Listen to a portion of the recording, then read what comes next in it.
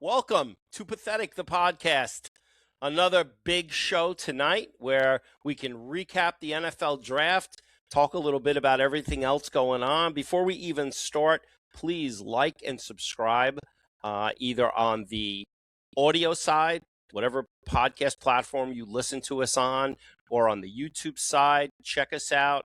Although a lot of people have said I have a face for radio. So if you want to just listen. But I'm excited to talk tonight. How are you guys doing? Mikey, how are you?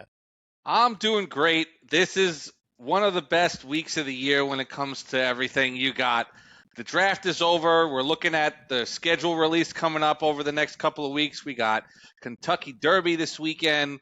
It is starting to warm up. The pool is crystal clear. It's like 60 degrees in there, but it still looks great to have the pool open and ready to go. So I'm all kinds of jacked up, ready to go. Jeff, how we doing? Doing better than the Mets. That's for sure, unfortunately. But yeah, the weather's been good down here for a while, as you guys know. So it's been cool weather for us for about a month and a half, 2 months or so. But Wow. The warm weather is rolling around all across the Northeast. So that's only a good thing. Jeff, in about 3 weeks, we'll be driving down there. Yes, sir. Memorial Day weekend, visiting Jeff, and me and Jeff getting a couple of rounds of golf in, maybe on Saturday and Sunday. So it's going to be exciting. But for tonight, I want to talk about the NFL draft. Not only the Giants draft class, the Jets draft class, and if there was anything that jumped out at you while you were watching it. Let's start with that. Other than the Giants and the Jets, did anything jump out at you while you were watching the draft? Mikey, anything like what you were watching, you went, whoa. I think that Ty Simpson going to the Rams was certainly a surprise. I don't think anybody saw that one coming in terms of where they were going to pick Ty Simpson was going to land, so I did not see that coming. And also the Arizona Cardinals doing what the Arizona Cardinals typically do and, jumping ahead and doing the crazy thing that I thought the Jets were going to do. The Cardinals ended up doing pretty much exactly what I said, except they didn't get Ty Simpson. They got another quarterback instead. But those are my two big surprises, were Cardinals and Ty Simpson to the Rams. What about you, Jeff? Ty Simpson, he hit the lottery as far as where to land if you're a rookie quarterback. You're backing up Stafford for a year, and you get McVay as your head coach, and you get to learn from that, for a year before you step in, if he does step in. Yeah. So I thought he hit the lottery. That was probably my biggest takeaway.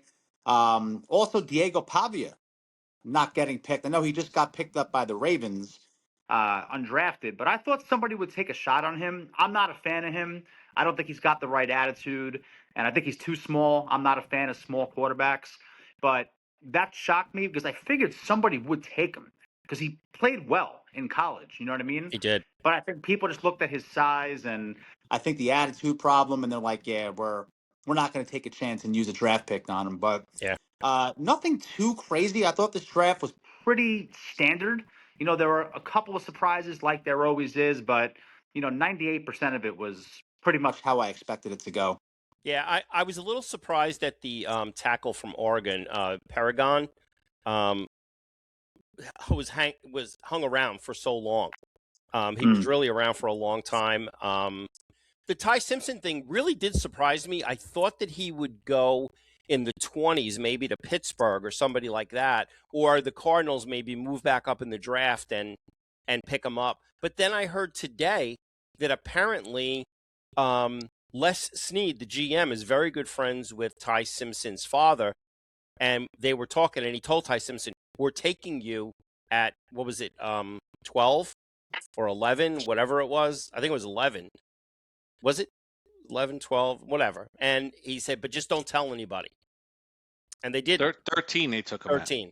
And they didn't tell anybody, and they picked him. So so that was pretty interesting. It was, boy, the draft is long, though.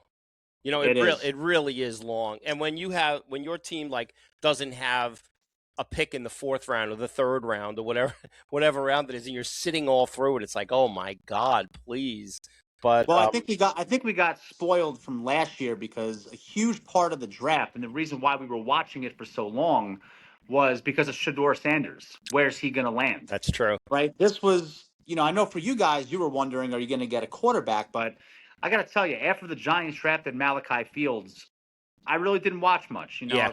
Yeah. If I was on the couch, I'll turn it on. But usually after the fourth pick, the rest is just Yeah.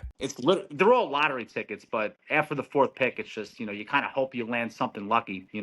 So Jeff, what did you think of what the Giants did in the first round? What is your take on it? Would you have done anything any different? I wouldn't. Not looking back on it. At 10, I really thought they were going to get Downs. Mm-hmm. And I think I texted you guys. I'm like, yeah, I kind of want this guy. But then I realized who's running the show, and this is a typical Harbaugh draft, right? He attacks the pass rush and he attacks pass protection, right? Two things that win football games. So looking back on it, I actually love the fact that they picked the lineman. I don't think there's really anything that they did throughout the entire draft that I would do differently. I think they attacked needs and they got some really good players. My favorite pick, and I know he's got a little problem with his speed, but I think Malachi Fields is going to be a very good asset to this team. I like big-bodied receivers. I'm Mm-hmm. very biased towards them, right? My favorite receiver of all time, Plaxico Burress, is a big-bodied guy. And you Yeah. saw Eli utilize that size. And if you watch Jackson Dart, he loves throwing those contested balls. Mm-hmm. The problem is he really doesn't have that big guy. He had one guy, Sir, whatever his name is. He went to the Chiefs, I think. It's like Sir something. I forget the guy's name. But that was the only guy he had that was big, and he left. Mm-hmm. Right? So I think it was a very good draft. I love the fact that Reese fell to us at 5. I know there was some, I guess, back and forth. Should they take Sonny Styles or go with Reese? You have to go with Reese there. You have to. And Reese is going to play off the ball, right? He played off the ball a lot in college. This idea that, the Giants have too many edge rushers. First of all, you can never have too many pass rushers. Right. Right. And secondly, there's going to be a good spot for Reese just based on how Harbaugh is going to use him. He's not going to line up next to Burns and Carter. Right. So, Yep. Look, the draft is a crapshoot. On paper, I love it. There's really not a pick that I didn't like. So, I don't like giving draft grades, but, it's either an A or a B, just based on who they picked, But, yeah, what did you guys think of the Giants? Did anything surprise you guys? What did you think, Mike, about the Giants? I mean, I would agree with you, Jeff. I mean, you can never have enough pass rushers. Ask that Philadelphia Eagles team that made Patrick Mahomes' life completely miserable in those playoffs and smoked everyone that whole season because they had like 9 guys who could rush the passer on that defensive line, and you could trade them in and out on every single play and have a fresh guy in every single time. So the more of those guys you can get, the better. And, the Giants are sacking themselves up to be ready to go here with Harbaugh. I think there's enough there as long as Jackson Dart keeps progressing and you have the receivers continue to do what they need to do, you're going to have a really good chance to have this season be much better when it comes to what they're going to look like going forward. I think they're going to be sneaky good. And I think they're going to I also think Dallas is going to be pretty good. They're always good. I do. Somehow. I honestly don't get that sense from the Eagles. There's a lot of stuff going on with the Eagles, with the Jalen Hurts and a lot of going back and forth on the play calling and everything else. And I think the Eagles are going to take a little bit of a step back. And I think Washington might be okay. But I kind of can see the Giants and Dallas kind of taking a big step forward and being the one and the 2. The draft. Listen, Arvell, you're lucky because you're able to use Arvell Reese differently than what we would have had to use him as. Right. And I think that that's good. I do think that the offensive lineman from Miami, I think he's going to be very good. I mean, what's his face? Sean Morash already has him with a yellow jacket going to Canton. Maybe, but we don't know that. I'm a Notre Dame fan. I really like Malachi Fields. Yes, he is a little bit on the slower side for a wide receiver, but I think that because he has such good hands and he does a great job with contested balls, I think that's going to be really good for Jackson Dart. The other three guys, the guy from Auburn, the guy from Illinois, and the guy from BYU, who the hell knows? We don't Yeah. know, But I Yeah. think they did a really, really good job. I think they did. Yeah. Well, the Colton Hood pick too. They Oh, got. Yeah. that was a really good pick. Yeah. Really I know good people pick. wanted McCoy, but McCoy hasn't played in 2 years. Right. So I actually Right. thought that Colton Hood was the right way to go. Mm-hmm. I think McCoy was ranked number one. I think he was ranked the best player available for the Giants for what they At that needed. time, yeah. Mm-hmm. Yeah, but honestly, that was a smart move going with the guy that has recent play.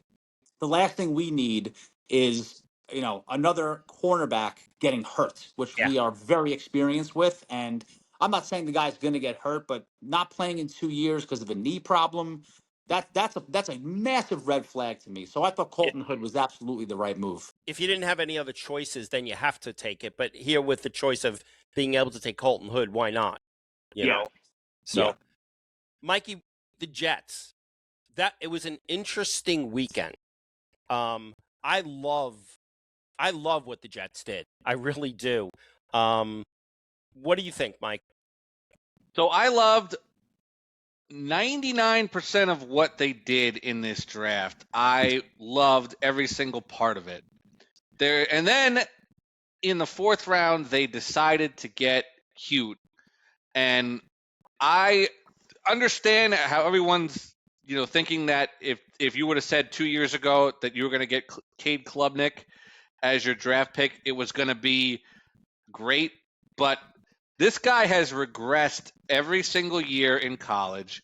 He is not really a guy, and you moved up to get him. I don't care if you drafted him. Yeah. That's totally fine. But the fact that you moved up and you gave away a draft pick to get this guy in the fourth round is crazy to me. I'm going to try to put my Clemson hate away and think about it, just as what he looked like on the field, because that Clemson team was not good this year. And he really regressed going from a 30 touchdown passer to a 16 touchdown passer, over 1 year to the next. So, I other than that, I love what they did. I love the 3 draft picks. I love moving back in and getting the receiver from Indiana. I think he is going to be a great complement to Garrett Wilson. Having those two, whoever's throwing the ball, as long as they throw it up, those two guys can go up and get it, which is what you want, especially if you don't have the quarterback right now. You want to be able to throw the ball up and have these guys go up and get it, which you now have 2 guys who can clearly do that. So I'm pretty happy with everything they did. I like all the moves that they made, with the exception of the Klubnik move from there. What do you think, Jeff? Yeah, Mike, I agree. I was kind of surprised they did that with Klubnik because Muji is extremely good at his job. You can see it, right? So you also have to have the notion of in Muji we trust. You have to, right? This isn't, Mike McCagnon anymore, right? This isn't Mike Tannenbaum anymore. This is a GM that, you think is good. Who's the other guy? Who was the other GM that was terrible for the Jets? Joe Douglas? No, No, Idzik. John Idzik. Idzik. John Idzik. Yeah. Who was probably the worst out of all of them. This guy knows what he's doing. So, he's working hand in hand with Frank Wright. So they must see something in this kid that we don't. It's one thing to draft him, but to move up to get him. Now, the good news is you guys didn't give up future draft picks Right. to get him. So you still have the ammo to move up in the draft next year because I don't think you're going to land high enough to get the quarterback that you want. I think the Jets are going to be, like you said, Uncle Teddy, about the Giants, actually sneaky pretty good. I really do. I think that there's something there. You can kind of feel it. Right now, the Jets and Giants tend to disappoint, but I think the Jets have a good chance to be decent. So you still have your picks available to move up. You didn't give up anything in that regard to get them. But I thought Bailey was the right move over Reese. He's just more prime and ready to play than Reese is. Who's going to be better? Who knows? We'll find that out as time goes on. I thought the tight end pick was really good, really good. And then Cooper from Indiana was very good too. So, look, I can nitpick some things Giants did that I didn't like, right? So there's always going to be something that you don't like. Yeah. It was a strange move to get Klubnik and the way they did it, but it's not like he gave up a bunch of stuff to get him, so it's all right. So listen, people are going to compare Bailey and Reese, which they really can't because they're two different positions. Yes. Just whatever you decided to do. And different strengths. Yeah, much different strengths. You're right, Jeff. I loved Kenyon Sadiq, and I love Kenyon Sadiq because they've already come out and said they're going to utilize him in very different packages. And Frank Reich's going to do that. Okay. Yeah. Kenyon Sadiq is fast. He's got really good hands. I love the people that thought it was a shitty pick because they said, "Oh, he doesn't block so great." Yeah, who cares? I don't care. No tight ends are blocking anymore. If they are, it's very light blocking. Yeah, exactly. Yeah, exactly. Omar Cooper Jr., I jumped through the roof when they got him. Love that kid. I love D'Angelo Pons. That was a great move. Moving up to get him in the 50 spot. Now I'm gonna, and I like their moves. I'm gonna address the Cade Klubnik thing. The people who are ripping them for drafting Cade Klubnik are people like me and you who have podcasts and are Jet fans and feel that was a bad pick, that maybe they should have picked Garrett Nussmeier. Well, apparently everybody felt the same way about Garrett Nussmeier because he didn't go for another round or two, okay?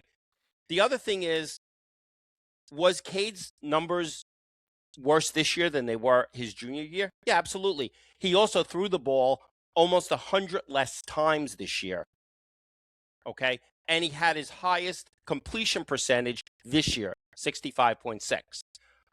Joel Klatt, who watches amazingly more college football than I do, Orlovsky, and a lot of other guys came out and said that the pick of this guy, they didn't pick their franchise quarterback. They don't have a franchise quarterback yet. Right. But this kid could be their homegrown backup. So that, and Jeff, I agree with you. I don't think we're going to be the worst team in the league next year. We might not even be in the top 5.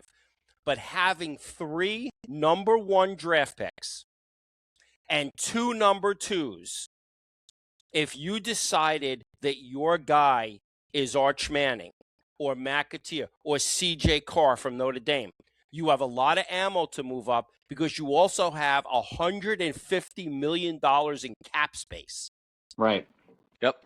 So as I think it was Albert Breer said it over the last few days, this team is set up, although we say this a lot of times, but he goes, I really feel it this time.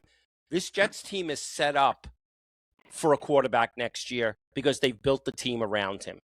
And honestly, I agree 100%, Jeff. I think that Geno Smith is going to give us competent quarterback play. He's not going to be a top 8 quarterback, but he's going to give us competent play. And you also forget they've got Adonai Mitchell that they're going to be throwing the ball to, and they've got Mason Taylor that they're going to be throwing the ball to. So I'm excited. And you have an actual offensive coordinator who knows what the hell he's doing, which is the biggest thing of all of it, is that whatever weapons he's going to have, he's going to be able to figure out a way to use them the best way possible, because he is an excellent offensive coordinator. Excellent. So, he's going to be able to put together a good game plan when it comes to that. And, the Klubnik pick, like I said, it's not that I am against them taking Klubnik or a quarterback in that spot. I just didn't like that they moved up to do it. So the difference would have been, Mike, we added a linebacker who's going to play special teams. That's who we gave up. We gave up a safety who's going to play special teams, and he's never going to play a regular down. I don't care. I don't. And the thing also that they said that I heard, Boomer kind of alluded to this, and if he alluded to it, we heard it from Frank Reich. Yeah. Boomer alluded to the fact that when they had this kid in for the visit, Frank Reich was blown away by the ability of this kid to pick up the offense and the way he answered questions. And I just got a note that we've stopped recording. Are we here? Are we still recording, guys? Yeah, it looks like we are. I don't know. But the other thing is that he also said the first thing he said was he wanted the Jets to send him the playbook as quickly as they can. I mean, this is a kid who's ready to go. I'm very psyched, very psyched. So I'm looking forward to it. That again, we've got a long way to go, but at least things are looking better. So yeah, and I think May is. I think in a couple of weeks we're going to have the schedule release. I don't know if they gave a date. They said in May at some point, but I didn't see if they actually gave a. Yeah, I didn't see it. I didn't see a date, but we'll see if it's anywhere. Well, I know that. Listen, I can guarantee you, Mike's going to say 13-4. Between May 12th and May 14th is what it says. Oh, nice. I like that. All right, so we go from the very excitable weekend to talk about the Mets and the Yankees. There really isn't much to talk about. I mean, the Yankees are playing great ball. I think they have the best record in baseball, or tied for the best record in baseball. They're hitting on all cylinders. I mean, you got to be extremely happy, guys, right? Yeah, absolutely. The pitching staff is great. And again, you still have two guys who are going to be top of the rotation guys that are still not there yet. And they're still pitching their ass off for the most part. And yes, Luis Gil's going back down to the minors. That's fine. And Stanton hurt himself again. We knew that was going to happen at some point this year. But you have Ben Rice doing what you had Trent Grisham doing last year when it comes to the offense that he's putting up as part of this team.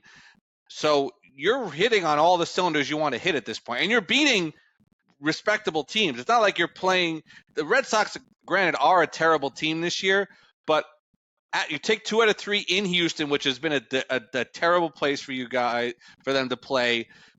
You're playing Texas, who is a sneaky good team, especially with their pitching staff is going well. So they're playing as well as they could. They had their little bump in the road. They had a 5-game losing streak, and they bounced right back and just kept going. So yeah. Listen, for the Yankees, you have to be excited based on what you're seeing now. It's early, right? We know that, but my biggest guy that I'm looking at right now, and I've been saying this for weeks, is how good Ben Rice is. Yeah. He's keeping pace with Aaron Judge right now as far as home runs. Now, obviously, Judge is probably going to trump him when it's all said and done. But the fact that he's keeping pace with him shows how much talent this kid has. And he's also getting better in the field, which was basically the real problem people had with him, right? Like, he can hit. We knew that. But is he a DH? What's his position? Yep. He's doing all right out there. And it's only going to get better. He's a young kid. So, look, as of right now, it's this is typical Yankees. We dominate or at least win the regular season, then it's going to come down to the playoffs. What do they do in the playoffs? So, but overall with the Yankees, you got to be excited. Yeah, you have to be very excited. With the Mets, I think that I think what they're showing is that David Stearns, as the only thing I probably agree with Joe Benigno about, he thinks he's the smartest guy in the room, and he has completely crapped the bed. Completely. I'm not, and I don't think that Bo Bichette's a bad guy. But when it was finally Tiki Barber said it yesterday or today, he said that you went out, you wouldn't even think of re-signing Alonso, but you signed Polanco, a guy who's never played first base and a guy who was hurt all the time. Yeah. And then I'm sitting here watching Beatty and Vientos and Polanco playing first base like they're wearing a suit of armor and balls are bouncing all over the place. They stink. And now we get Soto back and we lose Lindor. And I am stupefied that this owner, you could be a billionaire as an owner and be a crappy owner. Mm-hmm. And you could want to spend all the money. I've said this before. Don't even compare yourself to the Dodgers because the Dodgers don't care. They find a way. They don't care what it costs. So don't say we want to be like the Dodgers. Because the only thing that you're the same as at the Dodgers is you have blue in your uniform. That's it. But this team, I can't see this team getting back on track. And it's not the manager. Would I like to have Alex Cora? Of course I would. But you heard today he's sitting out the rest of the year. The Phillies already went to him, and he said, I'm not coming back. Because he knows that he's going to have his choice of jobs next year. And it's not going to be the Mets, because what can they do to fix this? There's nothing they can do. Nothing. What? I don't know how you fix it. I just, this is a situation where Cone wanted to win a world championship in 3 to 5 years. That's over. Forget it. Forget it. They're an embarrassment, and he should be embarrassed. Cone should, because Cone loves to tweet when he says, oh, I gave away 800 tickets and only 400 people showed up. Oh, people want to complain, but I see little seedlings coming out of the ground, and we're getting better. So come out now when you've lost 13 or 12 in a row and the team got swept by the Rockies. Come out now. What are you kidding me? I haven't watched more than 2 innings of a Met game the whole year. And Mike and Jeff, you know me. I watch these games. Yep. You know what? I'm watching YouTube videos, golf videos, rather than watching the team that I die for. But it's over now. I'm done with them. I'm finished. I mean, I am just, I'm stupefied. I really am. I'm stupefied by how inept. How could he not look at this and finally just say to Stearns, listen, this didn't work. Yeah. You're gone. Yep. You can do all the talking you want about how I don't want to hire guys and have them learn on the job. Well, this guy's not even learning on the job. Come on, man. What the hell? Yep, that's the problem with sometimes with an ownership, especially if you don't have the right infrastructure in place. You think that just throwing money at the problem and is going to automatically become successful because that's what you do in business. You just throw money towards whatever problem you're going to have, and typically that fixes it in business. But it doesn't work that way in sports. It just doesn't. You have to have a plan. You have to have a team that comes together and executes.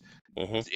You can't do that when it comes to business. It's not the same thing. So you can't think of it as a business solution by just throwing money out there and have this all of a sudden, if it's not the right cohesion of talent, if you don't have the right people in place in terms of putting the approach for these guys, because clearly their approach at the plate is terrible.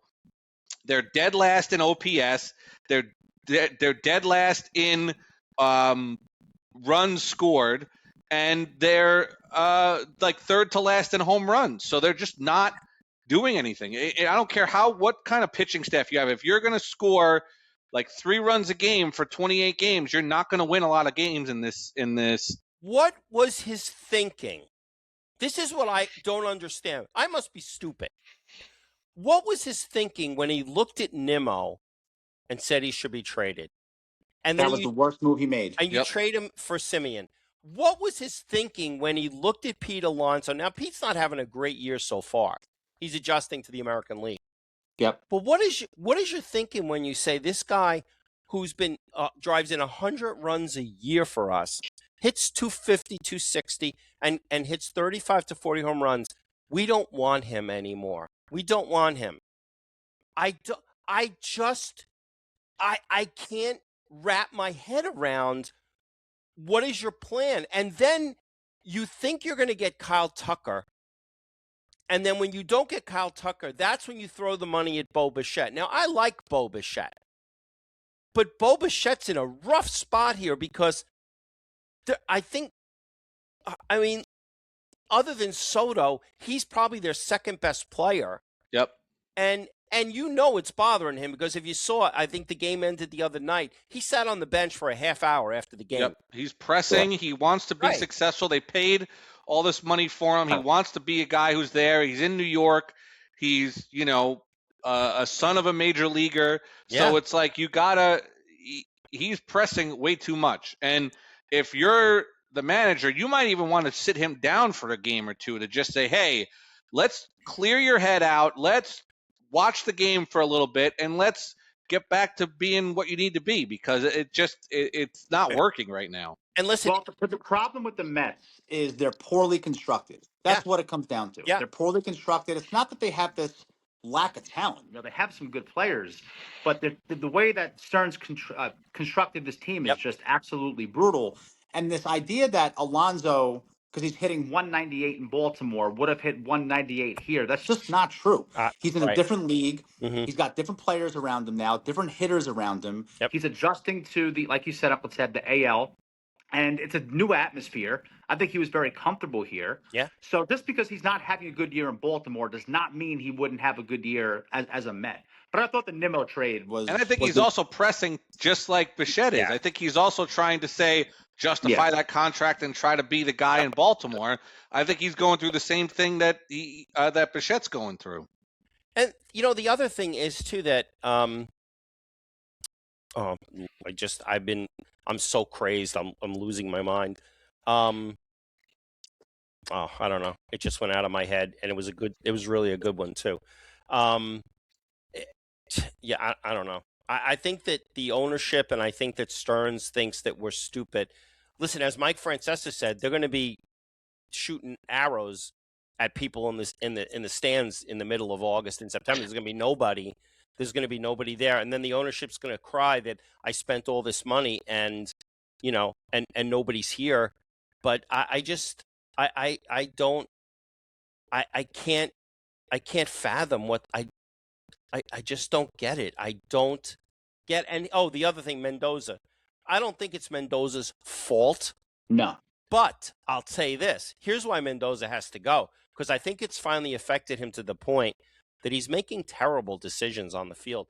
How about the other night when he had a man on second with nobody out against the Cubs, and he pitches to, I forget the guy's name. The guy was the hottest hitter in the Cubs lineup. Instead of walking him, he pitches to him, and the guy gets a hit, and the run scores from second, and the game's over. And they said to him, why didn't you walk him? And he said, well, because then we would have put a potential run on base. It's a tie game. One run is the only thing that matters. Right. What are you saying? It's like the time Stephen A. Smith blamed Marty Schottenheimer for not going for a field goal against the Jets in the playoff game on third down, because he said if you miss the field goal, you can always try it again on fourth down. What's wrong with you? What's wrong with you? Yep. I don't. I'm so frustrated. And the only thing that's keeping me going is YouTube, and I'm hitting my driver and my 7-wood really pretty good right now. It's the only thing that keeps me alive right now. It's the only thing. That's all I got. Well, and listen, with Mendoza, you're right. It's not his fault, but you also need a change because it's just not working. That's really what it is, right? Forget the specifics of what he's doing wrong and right. It's just, baseball is different than football. Obviously, as a head coach, as a manager, but there needs to be a new voice in that room because this is just flat out not working. And now you have some guys available, right? You have Rob Thompson and Alex Cora potentially. Now, I don't think they're going to come this year, but I think it'll be next year. Yeah, they're going to sit around. They're going to get paid for free, and whatever. They'll have their pick of the litter next year, but. You got to move on from this guy. It's not his fault, Uncle Ted. You're right, and I actually think he's a good manager. But good managers. Look at Joe Girardi, right? He's a good manager, and just did not work out with the Phillies. It just didn't mesh, right? So I think that's kind of what's happening with him. Especially when you look at the fact that when Stearns came in, the first thing he did was he disrespected what's his face. See, I'm so crazy now. I'm even forgetting the name. The guy who used to be the manager of the Yankees, who was the manager of the Mets. Buck Showalter. Buck Showalter. Who I think there was no reason Buck Showalter should have been fired. No reason at all. But he just wanted to put his stamp. He wanted to put his stamp. I'm going to hire a guy. I'm going to hire him. And this is going to be my guy. Well, your guy is done. You're done. You're a half a step away from being done. You could tell everybody, Cam Scatterboo's in the first row at the Knick game. I think he's going to get hit with the ball and be out for a month. I'm sorry, but I am just so crazed right now over this, and they're winning 8-0 tonight, so this will save his job for another week. Yep. Good God Almighty, I don't know, but the Knicks are on. Knicks are playing right now. They have a 14-point lead with the ball.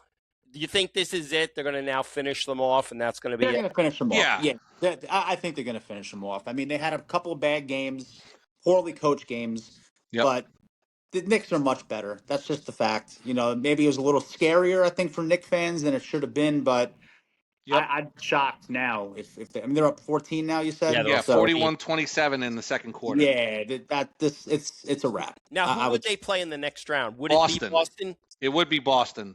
Boston's up 5 right now in the third quarter, so I'm hoping the Sixers can win another game and drag this out a little bit more, to at least make Boston sweat a little bit more. Mm. But that's what everyone's been waiting for, because especially if Detroit is going to be out. Oh, they're going to be out. They're down 3-1 right now. Yeah, they're in trouble. The Teddy Mush is in full effect on the Detroit Pistons. So I said they weren't losing. I said so they're probably going out. So it probably will be whoever wins this Knicks Celtics series is gonna go to the NBA Finals from the East. So I think so. And I think that's what everyone wants anyway. Everybody wants to see that series, because that is strap in and let's lock in for probably 7 straight games of agita if you're a Knicks fan. So yeah, for sure. Yeah, that's gonna be interesting. That is gonna be interesting. So yeah, because Detroit's done. That's my fault. That's my bad. My hands up. That's my bad. I'm sorry. If there's any team across the country, they never want to hear me say, you know what, I'll root for them. The only one who's actually doing anything good is Buffalo. Remember I said, right, Mike, the Sabres. I'm kind of rooting for the Sabres. They're up 3-1. Yeah. It's 1-1 right now, but I can see them going down in 7. I can see that happening. The real one, it's interesting, is the Flyers now. The Flyers are getting a little tight. Tight. They're up 3-0, and now they lost 2 in a row. Yep. And now they got to go back to Philly, and they got to win that. That's a must-win game in Philly for Game 6, because you do not want to go back to Pittsburgh for Game 7 after being up 3-0. That's not what you want whatsoever. Oh, I hope Pittsburgh could come back and beat them. I hope so. I don't like either team, but I really hope Pittsburgh can come back and beat them, because of all the teams that I really detest, the Flyers are right up there at the top of the list. Yeah, I'd love to see Gritty fall out of that upper deck there. And I like Gritty. Gritty and I have had our differences, but I love the mascots in Philadelphia. They do a good job of that.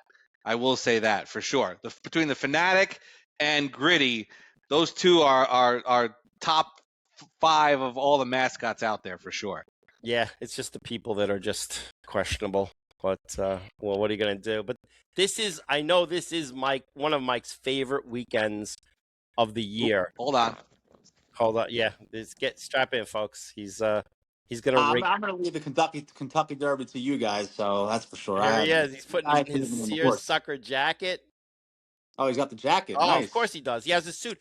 Jeff, on Friday when he goes into the office, he will be wearing the full seersucker suit with the napkin. Like oh boy!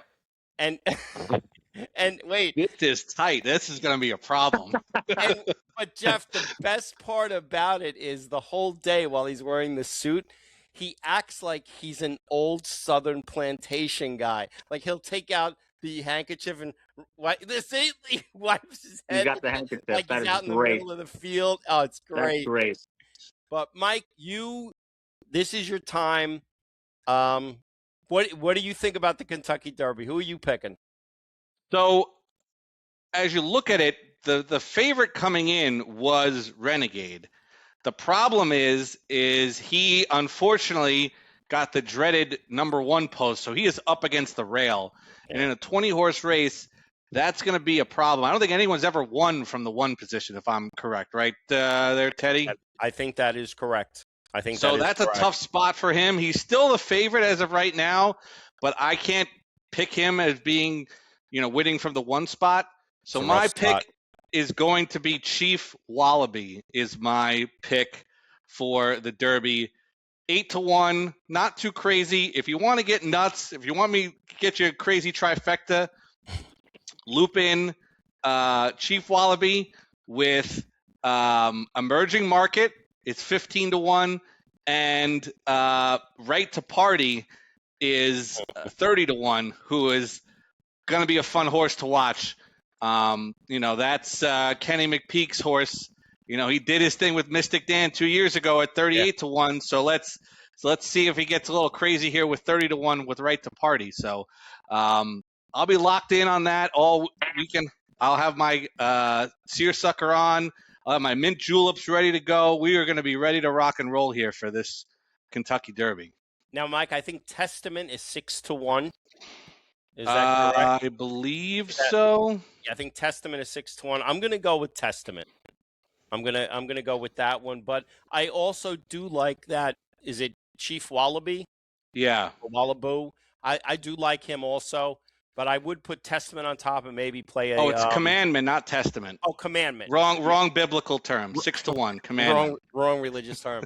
Yeah, so I'll take Commandment, and then I'll take following him up is that Chief Wallaby. So those are my 2 picks. And Mike's going to update us on his mush picks from last week. Mike's on a little bit of a roll. You better start paying attention to Mike right now. He's doing his thing. Yeah, we had our highlight picks. We won both matches. We had Etcheberry and Kabbalah beat Crib and Akita 6-4 and 6-2. And then we had Beatrix and Benny beat Akita and Eurytia 6-4, 2-6, 6-5. So that is a Mikey Mush double whammy winner for you going forward. In terms of what we're doing this week, we're sticking on Saturday early in the morning.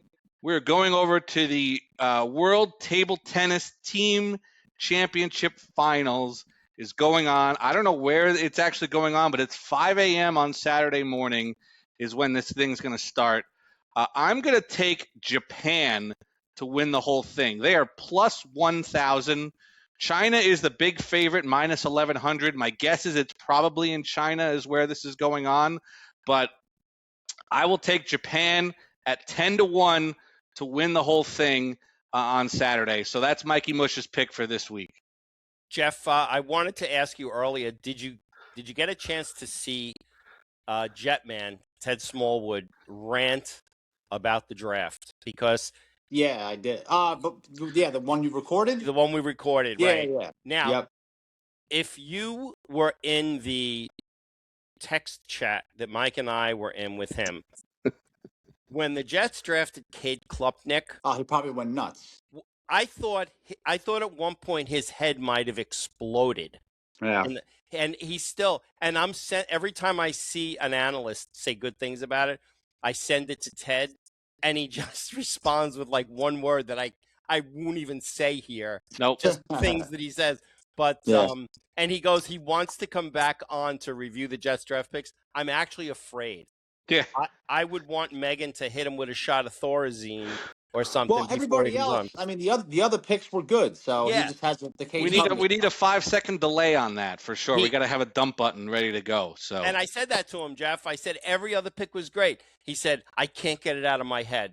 So I get it. You know, but that's crazy. But I love recapping the draft. I hate talking about the Mets.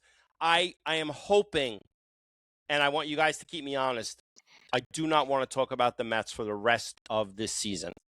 Unless they get better.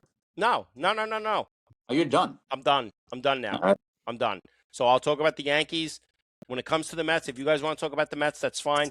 But this is the response you're going to get. Okay. That's it. Okay. We'll hold you to that. We will hold you to that. Let's talk about things that make us happy, not Agreed. these things that make us upset. Okay? I like it. The only other thing I'll say is that I'm upset because in 2.5 weeks or 3 weeks, I was supposed to be going to the PGA Championship with Mikey. Mikey got tickets in a lottery, and I found out that on the Saturday that we were supposed to go, it's my granddaughter's dance recital. And she's been badgering me for the last 2 months. Pop, wait till you see my dance recital. She's been doing some of it in front of me. I think all the good I've done as a grandfather for the past 6 years would be wiped out the window if I missed that dance recital. You got to go. And it kills me. But that's one of the things that I'm on the fence about. I'm upset about missing it, but I'm happy to be with her. But Mikey knows. Mikey, you gotta do what you gotta do. You only got one trip with those kids. You only got one That's true. big dance. That might be your only dance recital she ever does. So you never know what you gotta do it. So the PGA Tour will come around again. I think it's going to some Shinnecock or somewhere on Long Island in a couple of years. So we could definitely make it out for another one. So we'll try again. Well, listen, everybody. I hope you enjoyed the show. Please go to our Linktree. Send us an email. What did you think of the draft for the Jets and the Giants, and what's going on in baseball? And if you're a Knicks fan, crow if you're a Knicks fan, because you deserve it. You really do deserve it. Everybody, have a great rest of the night, and we'll see you again soon.